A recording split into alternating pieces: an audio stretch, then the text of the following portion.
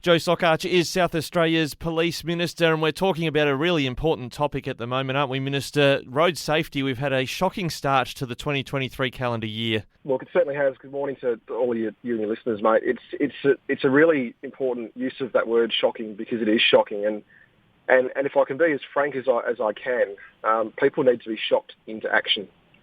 It's been just desperately sad to see and to learn of just so many circumstances of people losing their lives on our roads this year that are just entirely preventable.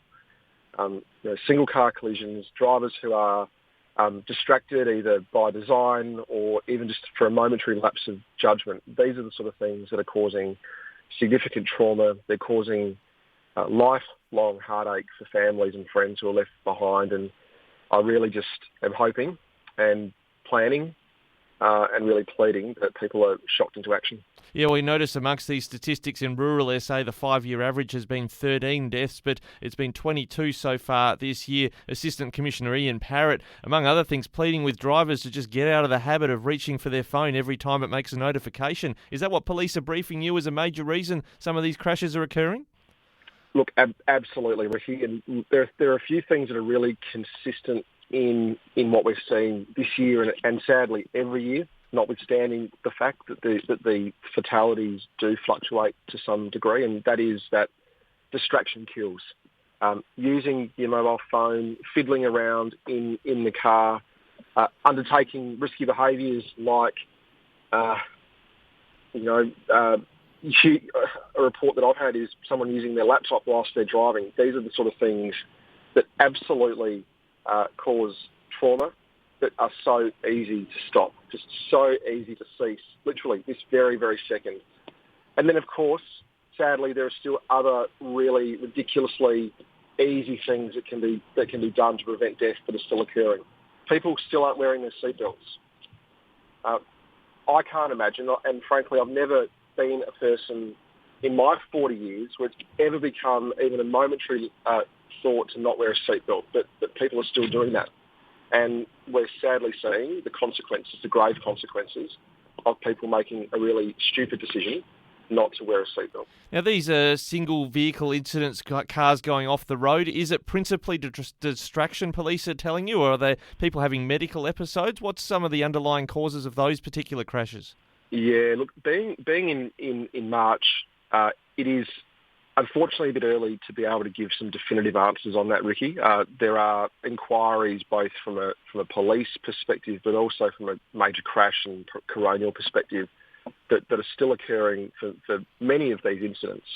But the early advice that I've received, and the early advice I received with the tragic loss of life last year, was that there is a very, very significant proportion, a prevailing proportion of deaths on our roads that can be prevented by people making a really simple, better decision.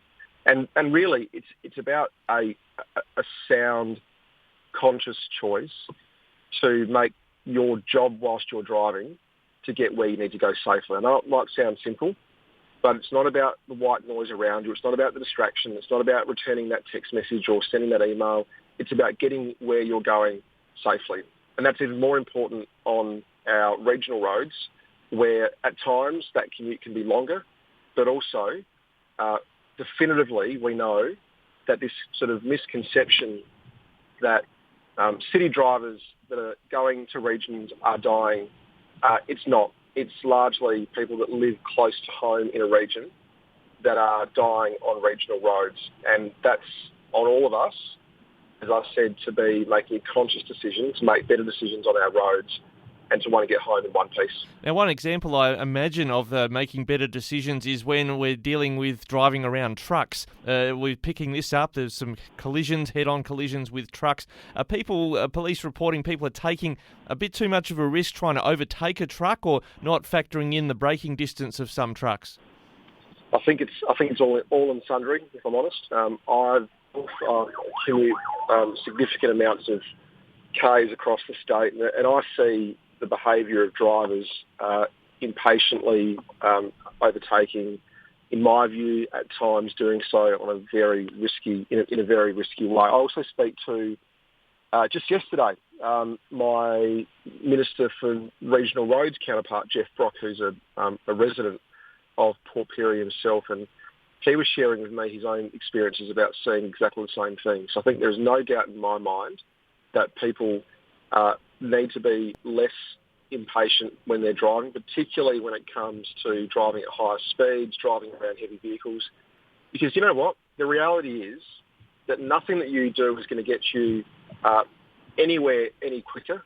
But what it does is it puts you at really significant risk, and it also puts innocent drivers on the road at higher risk as well. So for the sake of those 60 seconds or a couple of minutes between journeys, I'm really imploring people just to take that second guess, drop back to a safe distance, and really think twice before overtaking or driving impatiently on our regional roads. Yeah, and just lastly, as we see people preparing perhaps to head out to the regions for the Easter holiday period in a few weeks' time, even just planning ahead so you aren't rushed when you're finally departing from Adelaide or wherever you're coming from, that can be helpful as well, so you're not feeling under pressure to get somewhere by a certain time. It's great advice. It's really great advice. There is no doubt that the Easter long weekend is one of the busiest on our roads. There will be more traffic. It's a great time for people from all parts of South Australia to be jumping in the car with their friends and family and visiting a regional community. But plan ahead, expect and celebrate the fact that it might take you an extra 10 or 15 minutes to get where you're going. Put in a stop along the way. There are so many amazing towns across regional South Australia where you can stop, have a coffee, grab a pie, grab one of my favourites, a lime milkshake, if I can be so blunt.